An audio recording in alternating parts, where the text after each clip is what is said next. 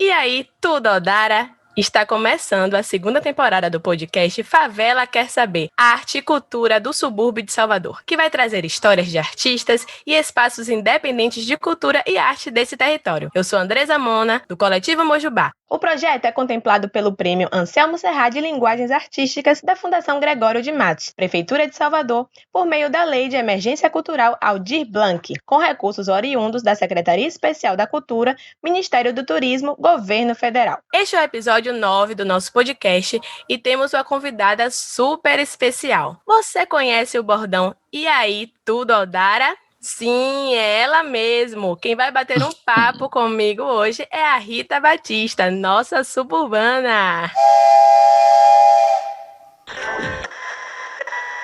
Luso Calçada saindo agora. Qual foi, Cero? Ô, véi! Esqueça tudo. Olha o sonho da Rua da Glória, quentinho. Barril da Vado, viu, pai? Paripe, Escola de Menor, São Tomé Base. Vambora! Olha aí, Paripe, Escola de Menor, São Tomé Base. Salve, família! Esqueça tudo. E aí, qual foi? Favela Quer Saber? Olá, minha gente! E aí, tudo Odara? Já beberam água hoje? Que a abundância entre na vida de vocês de maneiras surpreendentes e milagrosas. Sou eu, Rita Batista, estou aqui. Muitíssimo obrigada pelo convite. Vamos bater esse papo, vamos conversar. Adoro podcast. Gosto tanto que tem um, né? E eu acho que vai ser bem divertido. Sou suburbana de Piripiri, a planície do subúrbio ferroviário. Maravilha, Rita! Muito obrigada por estar aqui conosco hoje. Mulher negra e comunicadora há quase 20 anos, a profissional de rádio, TV e palco sempre esteve comprometida com o combate ao racismo, sexismo e intolerâncias de toda a ordem. Do jornalismo ao entretenimento, das redes sociais à tela da TV local e nacional, nas ondas do rádio, nas apresentações pelo país, sempre com um olhar altivo e punho cerrado. Rita Batista é soteropolitana, mãe de Martim e nas pesquisas descobrimos que ela também é suburbana. Ela falou pra gente aqui que é de Piripiri. E aí, Rita, conte um pouco sobre como foi sua vida no subúrbio, o que é que você mais gostava de fazer, qual era a sua praia preferida, já andou de trem? Fala pra gente. Eu morei no subúrbio até os 14, 13 anos, que foi quando a minha família decidiu vir para a cidade, né? Que é assim que a gente chama a cidade, quando a gente sai do subúrbio e vem para o centro da cidade. Então, enfim, aquela coisa era outra época, então, do transporte. Eu sempre andei de transporte escolar, mas não era uma coisa regulamentada. E aí eram pessoas que tinham filhos na escola aqui na cidade, que faziam esse transporte e tal. Então, enfim, resolveu-se vender a casa e vir para a cidade para encurtar, né, as distâncias, o tempo, o caminho na minha vida mesmo acadêmica, enfim, aquela época escolar e depois acadêmica. E foi para mim, né, eu sou muito feliz de ter vivido, morado, me educado com as pessoas do subúrbio ferroviário. Então eu morei esse tempo, né, na casa da minha família, que já morava lá há muito mais tempo. Então somos verdadeiramente suburbanos raiz de Piripiri, né, sempre foi Piripiri. E para mim foi uma infância muito feliz, porque eu pude, né, viver, experienciar com as minhas amigas e os meus amigos, jogar na rua, brincar na rua, com aquelas preocupações de sempre, né? Olha o carro, cuidado e tal, mas essa coisa de morar em casa e morar em rua, né? A vizinhança, então todo mundo toma conta dos filhos de todo mundo passa o olho nos filhos de todo mundo, e não tinha a menor diferença, não se fazia a menor diferença entre as pessoas, né? Enfim, ao lado da minha casa tinham pessoas que trabalhavam na casa de outras pessoas, e tinham pessoas também que trabalhavam na indústria, né? Trabalhavam de turno. E aí eu falo isso porque, às vezes, as pessoas que não são suburbanas entendem que o subúrbio é um lugar abandonado, ermo, de pessoas com baixíssimo poder aquisitivo, de pessoas que não têm instrução, de pessoas que não sabem absolutamente nada do que está acontecendo no mundo, e não é assim, nunca foi assim. O subúrbio é um lugar como outro qualquer, né, que tem pessoas das mais variadas categorias profissionais, dos mais variados valores, né, e aí eu falo de valores sociais, valores pessoais, de educação também, e não tem isso de que é uma sociedade, perdão, uma comunidade que está excluída da sociedade, sabe? Está distante diametralmente, né? Se a gente for falar aí das dimensões da cidade do Salvador, então está mais distante do centro. Em outras sociedades, né, o subúrbio é um lugar extremamente valorizado monetariamente. Então, morar no subúrbio significa que você tem mais grana do que morar em outros lugares. Na nossa realidade brasileira, né, na nossa realidade soteropolitana, o subúrbio é ferroviário entrecortado pela linha do trem, que, enfim, né, parou de funcionar nessa... Eu chamo de pataquada, porque, sinceramente, eu não sei como é que as pessoas pensam que uma obra dessa magnitude e não calculam o que iria acontecer. Secretário Nelson Pellegrino, a gente não se falou porque eu já estava fora, mas, sinceramente, não consigo entender como é que foi isso, né? Essa atrapalhada, porque deixar as pessoas sem assistência, deixar as pessoas sem um transporte que faz tanto, né, pela população do subúrbio ferroviário, que tem um valor que não se compara à passagem do ônibus, não dá para comparar 50 centavos a R$ 4,20. A 4,20 não tem a menor comparação, não tem a menor comparação. Isso tem trazido bastante prejuízos à população, principalmente a população mais carente, que depende desse transporte para trabalhar, né? Exatamente, deixar as pessoas completamente desassistidas. Todo mundo, né, acompanha quando, de repente, o trem parava por algum motivo, quebrava, etc. O transtorno que era 1, 2 dias, ou quando havia ainda reivindicação dos trabalhadores desse meio de transporte por melhores salários, enfim, por condições melhores de trabalho, que se parava também ali alguns dias, e o quanto de transtorno isso causava. E você imagine a gente ter que esperar, e a gente, porque bate um coração suburbano aqui, né, o VLT, ou qual seja o modal, primeiro vir para depois decidir, e enquanto isso não tem uma alternativa viável, porque 4,20, né, no ônibus normal não é viável. Eu espero realmente que o Ministério Público ordene isso aí, que essa questão não se perca no tempo, porque não é possível uma coisa dessas. Mas aí já comecei a falar, você me perguntou da infância. Então, a infância foi a adolescência foi uma delícia, os meus amigos, né, o pertencimento do subúrbio, você poder andar, sabe? Vai na padaria, vai no mercado, vai não sei aonde, vai na Praça da Revolução, vai na praia, vai...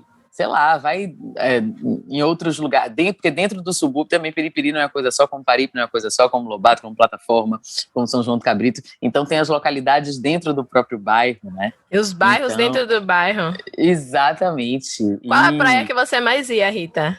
É isso, Praia Grande, na minha época já não era uma praia assim, digamos, aprazível. Por quê? Porque tinha as questões de poluição total. Sim, né? Apesar de ter aquelas águas mornas, calmas, tranquilas, mas Praia Grande já tinha essa história da poluição, que é uma pena, né? Que eu fico impressionada com isso. E aí eu conclamo a população, porque às vezes a gente fica nessa história de que o público é do governo, né? O governo que tome conta, mas a gente mesmo, né, quando vai com as nossas famílias, faz o nosso piquenique, larga as coisas por lá, enterra o palito do picolé, o palito do churrasco na areia, achando que vai ter um triturador da natureza, né? Quando é palito, menos mal, porque pelo menos ainda é uma matéria orgânica, mas o plástico, que a gente sabe que demora anos e anos para se decompor, né? Copo e plástico, pratinho, tudo isso é um lixo interminável. Exatamente, baga de cigarro, horrível, canudo. Então, é preciso que nós, né, que somos suburbanos e suburbanas e que frequentamos essa praia e que queremos que as pessoas frequentem também para nos trazer renda, né, para nos trazer a possibilidade de vender os produtos, aqueles que vendem, os donos dos bares, das pousadas. São Tomé de Paripe tem pousadas, gente. As pessoas podem ir para São Tomé de Paripe, sair daqui de Brotas, dos Barris, da Pituba, e passar um final de semana em São Tomé. É delicioso, sabe? Aquela praia de São Tomé que para sempre, a maré cheia ou a maré vazia, vai ter a possibilidade de você nadar e se banhar com os seus e as suas, com o máximo de tranquilidade, porque não tem onda, né? Aquela tranquilidade maravilhosa. Exatamente, não faz um arrebatamento, quer dizer, arrebentação, não é arrebatamento, não, arrebatamento é coisa de Deus, né? Faz uma arrebentação. Então é muito tranquilo para levar a criança, para você ficar brincando ali, se quiser ficar o dia inteiro na praia, só pedindo comidinhas e bebidinhas e guardando o seu lixo para jogar no lugar que deve ser. Tem uma coisa também, São Tomé também sempre foi uma opção, né? Mas uma coisa que me indigna em Tubarão, por exemplo, que é essa fábrica de cimento, que já houve dezenas de acidentes, a gente já morreu ali dentro, as pessoas até hoje ainda vão buscar cimento ali. E tem os dutos, né, minha gente? Porque os dutos são subterrâneos, os dutos, houve uma autorização do governo militar para que esses dutos fossem instalados na Maré para retirada de água do mar para a fábrica de cimento. E até hoje esses dutos estão lá, então ninguém me convence que não há um risco ambiental ali, real, presente. Essa espuminha de São Tomé, essa poeirinha que tem ali em São Tomé e em Paripe, que os mais velhos podem até explicar melhor, né, como é que surgiu e como ainda hoje, 2021, incomoda aquela população. Interfere, que as pessoas tomem conta disso. Inclusive interfere também na textura da areia, né, na textura do solo da praia, né? A gente percebe que as praias, tanto de Tubarão quanto de São Tomé, tem aquela areia mais... Lógico que também é característico, né, de uma região de manguezal, mas a gente percebe que é uma textura diferenciada muito por conta desses dejetos aí do cimento que ficaram, né, ao longo desses anos. Mas, Rita... Exatamente. Diz, amor. Conta pra gente. Fica à vontade, a gente tá aqui vai bater esse papo mesmo. Mas a gente quer saber sobre a sua história dessa Rita comunicadora. Como é que tudo começou? Como é que a comunicação entrou na sua vida? Eu sempre fui essa criança, né, muito falastrona e muito palestreira, assim. Então, com as minhas primas, com os meus primos, na convivência com as pessoas da minha casa, eu era essa pessoa que botava todo mundo para me ouvir, né? Eu sempre gostei do palco, sempre gostei do palanque, sempre gostei do holofote. Então, na minha infância, na minha casa de Piripiri, no fundo da casa, era uma casa que começava numa rua, terminava numa outra. Então, no quintal, minha avó sempre criava galinha, né? Tinha essa coisa urbana, mas também tinha essa coisa rural.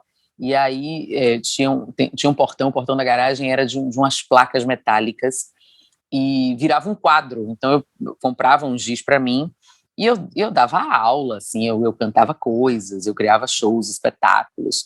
E como eu era a neta única, né? Até aquele momento a neta única e a filha única também, então eu palestrava para as galinhas.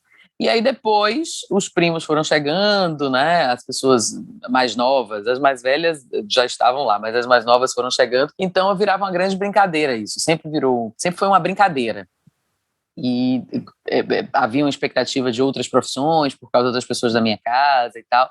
Mas todo mundo entendeu quando eu falei assim, eu quero ser jornalista, eu gosto de microfone. E eu gosto muito de microfone, né? Então foi isso. Que memória maravilhosa, né? Então, desde a infância aí, as galinhas foram seus primeiros espectadores. Exatamente, as galinhas lá fazendo a delas, ciscando, sentadas, com os olhos fechados. Porque eu sempre gostei dessa coisa da plateia, sacou? Eu gosto de plateia, eu gosto disso, de conversar para muitas pessoas. Então, a comunicação se deu assim. E eu sempre fui líder de sala, não sei se hoje chama assim, né? Eu sempre fui líder de sala, eu sempre fui a oradora da turma, eu sempre fui a que apresentava os trabalhos, né? Ninguém queria apresentar, ninguém queria ir para frente, eu queria. Se desse o do meu grupo e o dos outros grupos também, sacou? Me identifico, viu, Rita? Me identifico, também sou assim. Pois é. Então, aqui em Salvador, Rita passou pelos principais grupos de comunicação: TVE, Band, TV Aratu, Grupo Metrópole, além de comentar coberturas ao vivo dos principais eventos da cidade, incluindo o Carnaval. Chega a dar uma saudade. Na mídia nacional, integrou o programa Muito Mais e a Liga na Band e apresentou o quadro Saia pelo Brasil, do programa Saia Justa da GNT. E agora ela está no programa Supermanhã Globo, na Rede Globo. Me conta aí como surgiu esse convite, como é que tá sendo gravar em São Paulo, né? A gente sabe que você tá fazendo lá de São Paulo. Como é que tá sendo essa nova realidade? Assim, é uma realidade da pandemia, né? Realidade pandêmica. A Supermanhã Globo engloba 3 programas. o Mais Você, o Encontro e o É de Casa. Então, em São Paulo a gente tem um hub, é o Hub São Paulo, que tem repórteres, produtores, assistentes de direção e roteiristas e demais profissionais que atendem em São Paulo a esses 3 programas que a gente chama, né, de Supermanhã Globo. Então eu faço o Encontro e o É de Casa, já fiz algum material também para Ana Maria, mas estou lotada mesmo assim no Encontro e no É de Casa.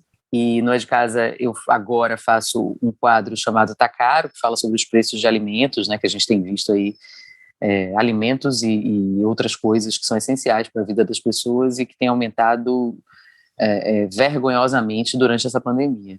E também faço algumas outras coisas no É de Casa, então é sempre ao vivo. E o Encontro eu faço reportagem, também dos mais variados assuntos, né, de Big Brother a auxílio emergencial. E é uma coisa, é diferente porque a gente, eu nunca trabalhei, garanto que boa parte das pessoas nunca trabalharam nesse formato de que você não encontra as pessoas, né, você encontra só o cinegrafista e o assistente, você resolve tudo remotamente. E quando eu vou para a rua, eu encontro o cinegrafista e o assistente, o motorista, obviamente, e volto e já não encontro mais ninguém. No máximo, encontro o editor de imagem. Então, a gente se reúne, a gente discute pauta, tudo remotamente. É esquisito, mas é uma nova maneira de fazer, e eu acho que tem certos modelos que, principalmente em televisão, que não vão voltar, né? Tem certas facilidades, certas coisas que estão acontecendo, que a gente se adaptou durante essa pandemia e que não vão voltar, porque até são mais céleres para o trabalho. A TV Globo é enorme, né? É gigantesca, é essa empresa desse tamanho mesmo, que comunica para mais de 100 milhões de uns, como diz a própria propaganda. Como diz o slogan. E a gente trabalha muito, assim, a gente trabalha verdadeiramente, todo mundo trabalha muito, não tem uma pessoa que trabalhe pouco, assim, é pouca coisa, só vai lá fazer, não. Os profissionais são multifunções mesmo, e isso é bom, né, porque no fim das contas eu acho que é esse profissional mesmo do futuro, ainda mais em comunicação, de que você faz várias coisas. A ideia é você crescer junto com a empresa, né, quando você entra, você tem essa possibilidade de crescer junto com a empresa, e por mais bagagem que você tenha, por mais conhecimento que você tenha, por mais que você já seja na profissão, já tenha um tempo, uma carreira, você vai entendendo, né, como a TV Globo e por que a TV Globo é desse tamanho. Então você vai entrando nesses caminhos, sabe? Você é convidado, é isso, você é convidado e convidada a entrar nesse caminho. Você perguntou do convite, o convite veio no dia 24 de novembro, eu recebi uma ligação e me foi feito um convite, né, perguntando se eu queria e tal, não sei o que, e que era uma vaga, né, para repórter nesse primeiro momento, do Hub, que eu teria que ir para São Paulo, né, teria que voltar para São Paulo, já morei em São Paulo na época da Band, e se eu estava disposta, eu falei, tá, beleza. Aí eu pensei, novembro, né, dezembro passa, porque antigamente não se contratava ninguém em dezembro, porque final de ano, aquela coisa, ainda vai mudar a programação, não sei o quê. E aí, vamos que vamos em janeiro. Eu tinha acabado de mudar de casa também aqui em Salvador. Eu tô em Salvador, né? Eu tinha acabado de mudar de casa, então ainda tava arrumando a casa e tal. Eu falei assim, não, é para dezembro já, agora. Tipo, próxima segunda-feira, primeira segunda-feira de dezembro. Aí eu falei, oi? Então tá, vamos lá. Como ainda tinha coisa embalada, nem desembalei, e arrumei minha mala e fui. Então agora eu tô verdadeiramente, eu tô aqui na folga a gente tá gravando esse programa, né, na folga da Páscoa. Então tô aqui, vim na folga da Páscoa, mas já entro ao vivo no É de Casa, no sábado de Aleluia, e volto para São Paulo e dou sequência às coisas lá, inclusive a casa de lá, né, porque não deu tempo. Então agora é que as coisas estão se arrumando. Maravilha. Agora é que as coisas estão se arrumando. Tá sendo maravilhoso ver você na manhã da Globo também. Ai, que bom, que bom. Uma das praias mais lindas e calmas de Salvador está aqui. Eu sou Marília Aragão e o Expresso Subúrbio vai de banho de mar. Expresso Subúrbio. São Tomé Tomé de Paripe é uma praia de água verdinha, calma, cristalina. Quando o sol fica mais forte, a água fica praticamente transparente e super quente. É um cenário perfeito para fotos, ver o pôr do sol e relaxar. Muita gente que mora nos outros pontos da cidade ou turista que vem para Salvador conhece quando vem pegar os barquinhos para fazer a travessia super famosa para a Ilha de Maré ou para Botelho, Oratória e as outras ilhas que tem ali na região. No dia a dia, ela é frequentada mesmo pelos moradores do subúrbio, que, como eu, amam essa praia. Isso acontece por causa da distância, mas vale super a pena porque é uma praia de potencial, de linda e de atrativos. O acesso pode ser feito pela BR ou pela Avenida Suburbana. Se vier de Buzu, vai pegar São Tomé de Paripe, salta na praça, onde tem os eventos que são feitos por moradores, rola feiras culturais, é um espaço recreativo voltado para toda a família. Se pegar o base naval, vai saltar no final de linha e desce a rampa. Não tem erro, é muito fácil mesmo de chegar. De carro, tem lugar para estacionar no fim de linha de base naval ou ao longo da praia. Vai rolar uma taxa aí para estacionamento e os preços variam, então vale a pena pesquisar. Cenário maravilhoso para quê? Passeio de casal, passear com a galera, ideal mesmo para ir com as crianças e os idosos, porque além de ser uma praia praticamente sem onda, tem esse calorzinho na água, a extensão de areia é enorme, porque as barracas dos restaurantes ficam no calçadão, liberando espaço para os banhistas. Eu adoro! Para quem gosta do agito, o dia de você ir é feriado e no domingo, porque a praia fica lotada, ideal para paquerar. A galera liga som nos carros, nas barracas, então vai ter um pouquinho de barulho também. Então, se você é do relaxa, prefira outros dias. Nossa, deu até vontade de dar um mergulho e relaxar aproveitando o pôr do sol, que eu amo. Mas lembre, viu? Cuidado, principalmente quem tem criança. Fique ligado e ligada nas orientações para esse período de pandemia, porque tem praia que tá fechando de vez em quando aí pelos decretos. No mais, se cuidem e espero vocês no próximo episódio.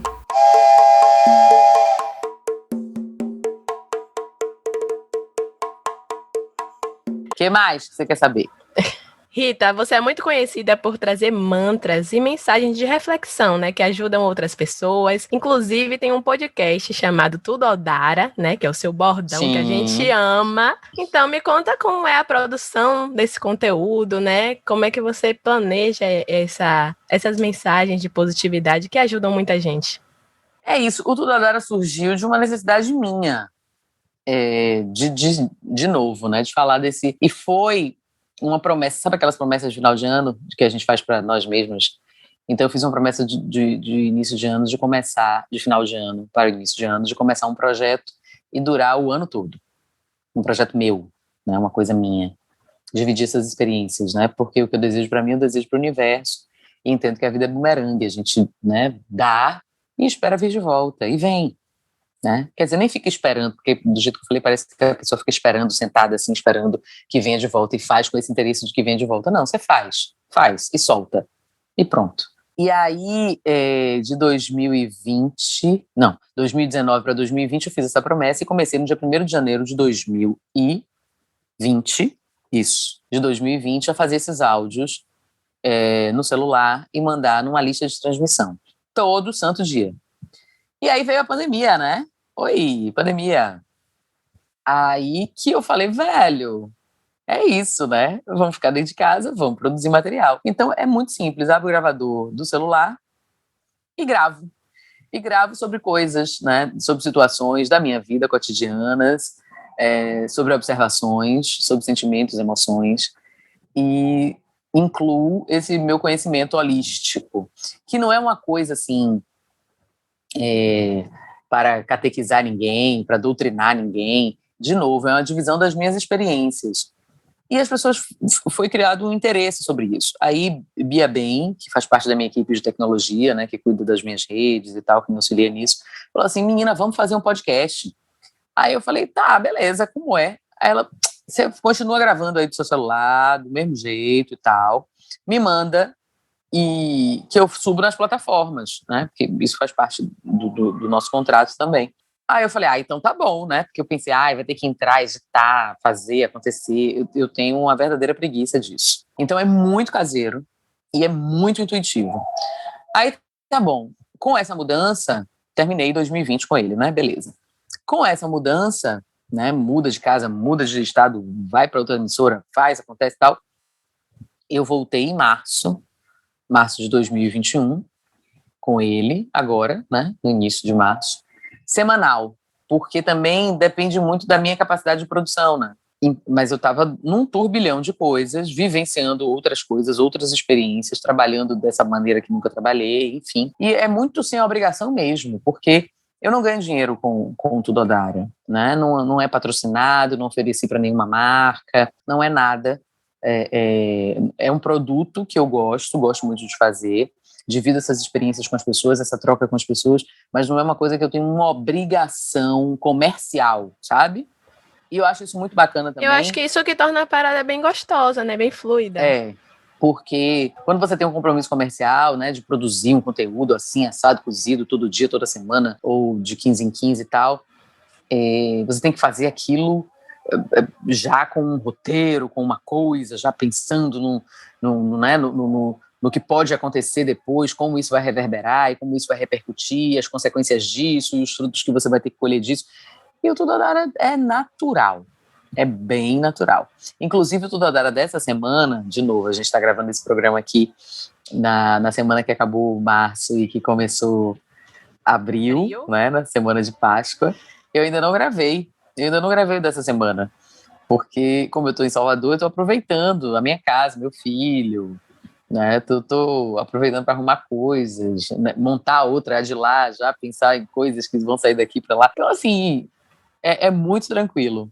Mas até amanhã, gente, a gente está gravando esse programa numa sexta-feira, sexta-feira da Paixão. Então, no sábado de Aleluia, eu vou gravar, porque também tem essa inspiração da Páscoa, né? A Páscoa, para mim, é bem importante, bem importante.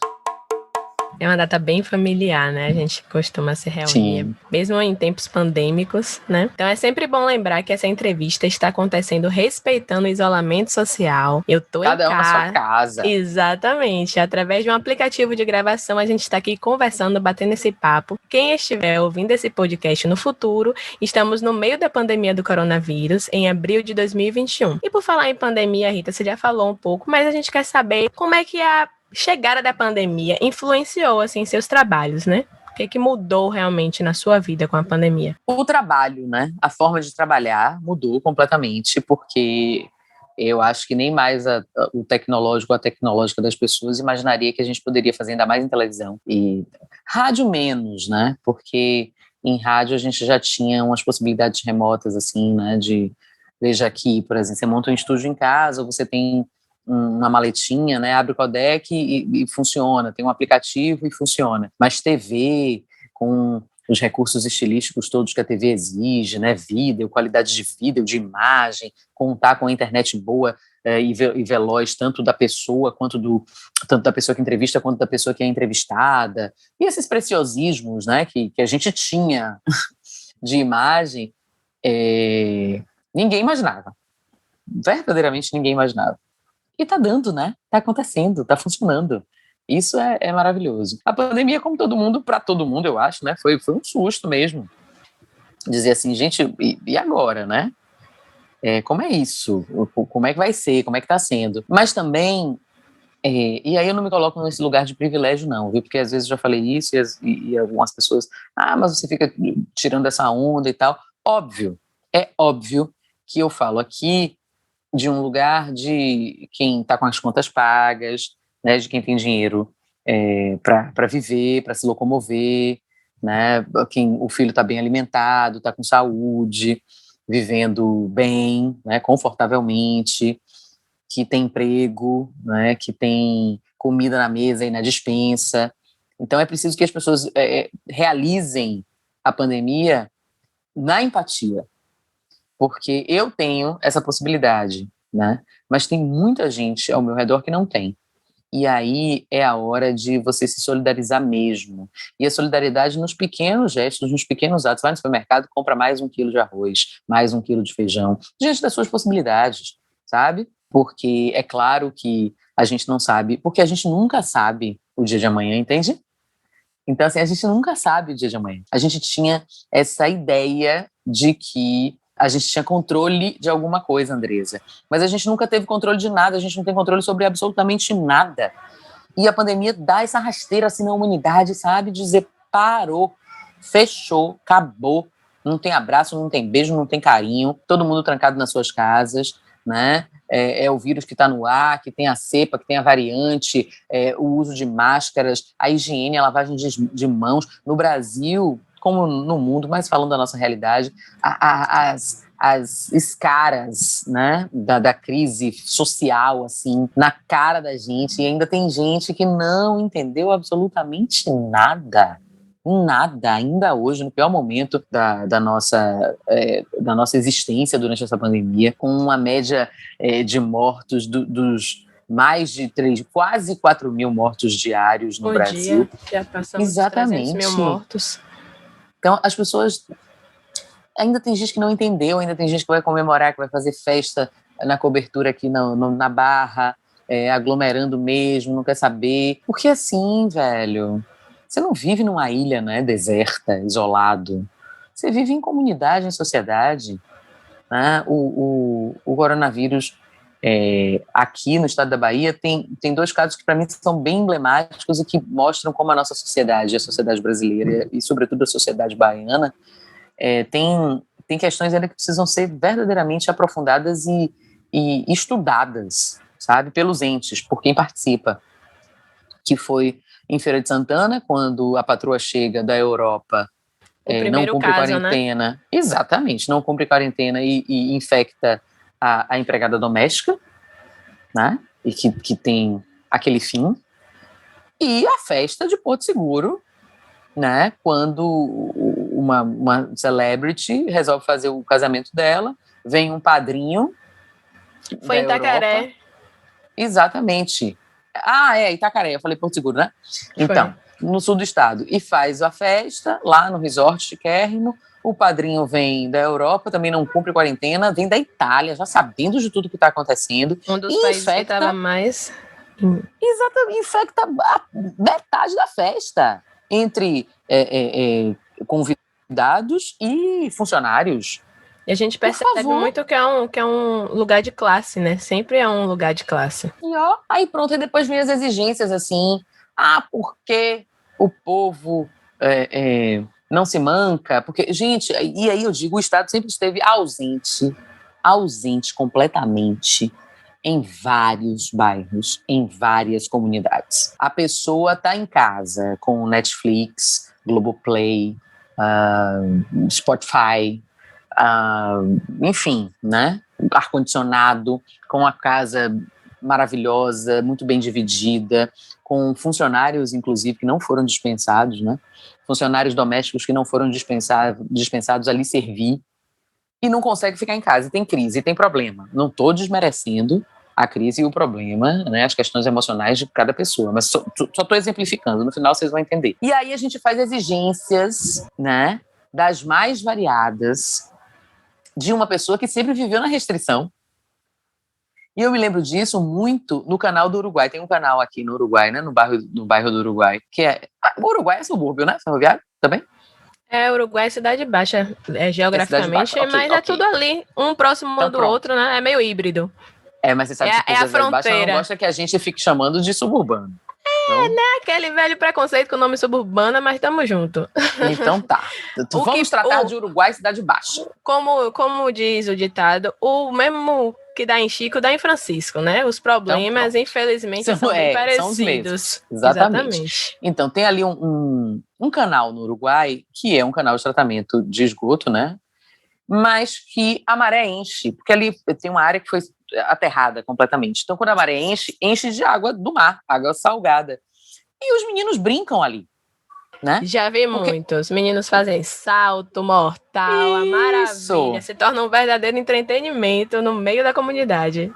E é uma piscina, né? Virou uma piscina. Porque imagina uma comunidade que não tem área de lazer, que não tem praça, que não tem absolutamente nada, que a água que passa ali, né, como eu disse, é de tratamento de esgoto, e que, como não tem cheiro, é esgoto, mas não tem cheiro, né? Então foi tratado, não tem cheiro, a maré quando enche, vem, também leva, né, faz esse escambo aí, então os meninos brincam ali. E essa imagem viralizou E as pessoas condenando os meninos, dizendo e tal. O próprio presidente da República, não, porque o povo nada no esgoto, não tem absolutamente nada, né? Negacionista, aquela história toda e tal. E aí as pessoas responsabilizam os mais pobres. As pessoas o tempo todo só falam dos mais pobres, como agentes disseminadores do vírus, como um povo sem educação, como um povo que não colabora, como um povo que não tem empatia. Mas essas pessoas não têm absolutamente nada, gente. Moram 8 pessoas, entre mais velhos e mais novos, num cômodo, 2 por 2. Dormem um por cima do outro. Não tem ventilação, não tem um ventilador, não tem um ar-condicionado, não tem plataformas de streaming para entreter, não tem nenhuma praça para ir. Muitas vezes não tem nem janela em casa. Não tem nem comida. Porque são pessoas que estão ali, né, fazendo parte dos 80%, segundo o IBGE, dos trabalhadores informais no Brasil, e que se não saem para trabalhar, não tem o que botar na mesa. Aí você diz, então você é contra o isolamento social? De maneira nenhuma. Eu sou contra a falta de assistência à população mais pobre. Eu sou contra um país que não se respeita e que não distribui riqueza da maneira que deveria, e que quando utiliza de uma estratégia como o auxílio emergencial no primeiro momento, faz com que as pessoas fiquem sob sol e chuva numa fila quilométrica na porta da Caixa Econômica Federal. Dificulta, porque a gente fica nessa história de, não, é trabalho remoto, a internet, tal, mas a gente esquece dessa parcela da população que não tem nada, e que não tem um sinal de internet, e que não tem um smartphone, gente. Porque não basta ter, né, internet, tem que ter o smartphone, tem que ter o aparelho, tem que ter... A pessoa não tem o que comer, gente. Pelo amor de Deus. Não, atualize seu cadastro no Caixa Aqui. Procure, entre na internet. É fácil, né? Falar assim da boca para fora é fácil. Tem pessoas que não têm essa possibilidade, pelo amor de Deus. E a gente não contempla isso. Mesmo. Agora fica nessa amarração para conceder o novo momento do auxílio, né? Agora, nesse momento, abril de 2021. Exatamente, reduzido pela metade. É uma vergonha. Verdade. É uma vergonha. A pandemia trouxe uma realidade muito dura, né? Mudou tudo e nós tivemos que nos reinventar. Cada um à sua maneira, cada um da sua forma. Mas tem gente que não tem a possibilidade, Andresa, de reinvenção, porque nunca se inventou, entendeu? Porque continua no mesmo estado de coisas. E é por isso que às vezes cai a descrença, assim, já teve dengue, zika, chikungunya, cólera, AIDS, tantas pandemias que já teve, ninguém veio aqui, ninguém fez nada, tá tudo certo, vamos aqui, vamos seguir a vida. Viu? Isso é doença de rico. Isso, sabe? O negacionismo vem da necessidade, não vem nem do comprometimento político partidário, né? Nem da organização política partidária do país. Vem de que a pessoa nunca teve nenhuma assistência. 0 assistência. A pessoa nunca teve nada. 0. Ela teve que se virar a vida toda. É muito duro. Eu passo por isso... Passo por algumas situações aqui quando a gente anda, né, vê nas ruas, muitas pessoas passando dificuldade, é muito duro, é muito, muito impactante, né? Tô tentando aqui me recuperar porque me levou para um momento de reflexão aqui, bem profundo. Não, minha filha, eu fico, a gente fica. E é isso, a gente tem que... Eu acho que o normal é a gente ficar mesmo mal, sabe? Verdade.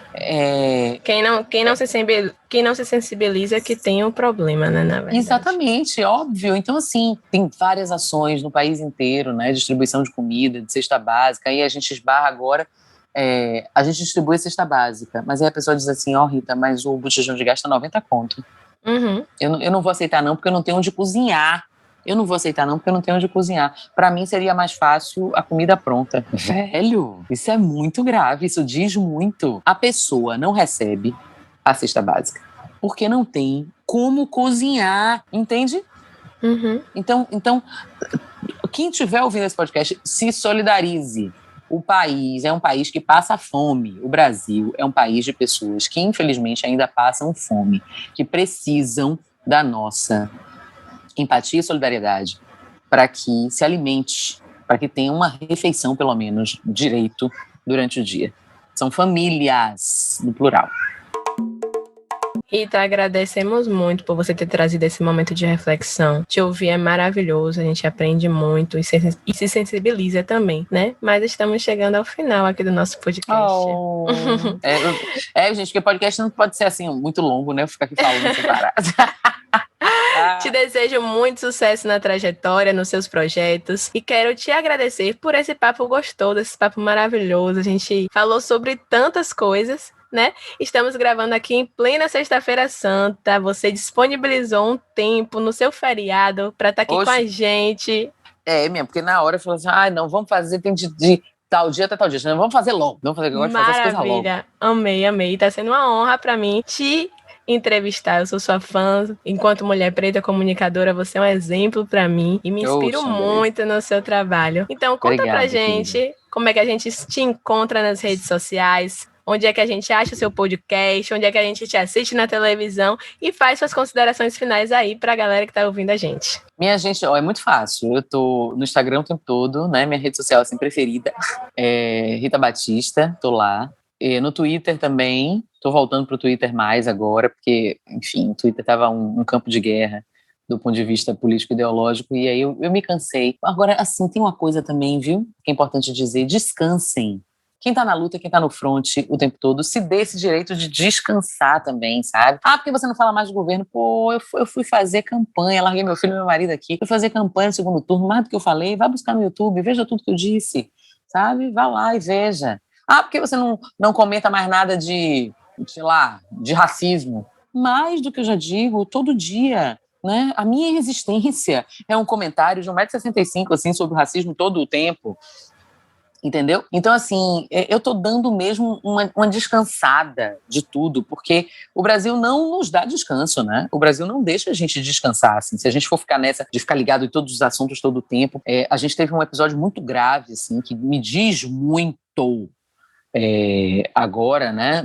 Nesses dias que antecedem a Páscoa, de um policial militar, algumas pessoas atribuem a surto, outras pessoas atribuem a nada. E, assim, quando eu quis falar sobre isso de alguma maneira, que eu fui vendo a quantidade de coisas que eu já tinha na rede social, foi um uso político partidário da morte de uma pessoa.